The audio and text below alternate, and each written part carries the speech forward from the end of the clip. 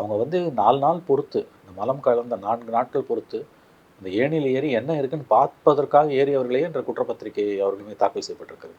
இன்னொரு விஷயம் நீங்க பார்த்தீங்கன்னா, 2 ஆண்டுகளுக்கு முன்பு இந்த சம்பவம் நடந்த அடுத்த சில நாட்களிலேயே, அந்த தலித் மக்கள் தான் இதை செய்தார்கள் என்ற செய்தி செய்தியாளர்கள் மத்தியில் திட்டமிட்டு நன்றாக பரப்பப்பட்டது. செய்தியாளர்கள், ம். அரசியல் பார்வையாளர்கள், அரசியல் தலைவர்கள், பொலிட்டிக்கல் ஒர்க்கர்ஸ், பொலிட்டிக்கல் பார்ட்டிஸ்ல இருக்கக்கூடிய முக்கியமானவர்கள், சமூகத்தில் இருக்கக்கூடிய முக்கியமான நபர்கள் கிட்டலாம் வந்து இது குறித்து யார் ஆர்வமுடன் படிக்கிறார்களோ, பேசுகிறார்களோ, அவர்கள் மத்தியில் பரப்பப்பட்ட செய்தி என்பது, இதை உள்ளூர் மக்கள், தலித் மக்கள் தான் செய்திருக்கிறார்கள் என்ற செய்தி திட்டமிட்டு பரப்பப்பட்டது.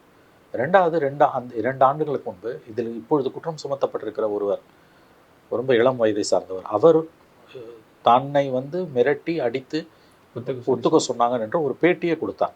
ஒரு தனியார் தொலைக்காட்சிக்கு யூடியூப் சேனலுக்கு கொடுத்த பேட்டியில் அவர் வந்து இதை சொல்லியிருக்கிறார். அடிச்சாங்க, அந்த இன்னும் சொல்லப்போனால் அவருடைய உறவினரான அந்த அந்த ஆயுதப்படை காவலரை ஒரு விசாரணை அதிகாரி, அவர் யாருன்னு கேட்டால் பெண் அதிகாரியான்னு அந்த பேட்டி எடுப்பவர் கேட்குறான். பெண் அதிகாரியை அடித்தாங்க, அடித்து ஒத்துக்க சொன்னாங்க அப்படின்லாம் பேசுனாங்க. அந்த வீட்டு பெண்மணிகள்லாம் பக்கத்தில் நின்றுட்டு அந்த வீடியோவில் பார்த்துருப்பீங்க. இந்த பையனை தான் வந்து ஒப்புக்கொள்ள சொல்கிறாங்கன்னு அவங்களும் தெரிவித்தாங்க. இன்றைக்கி கரெக்டாக பார்த்தீங்கன்னா அதே வந்து நிற்குது.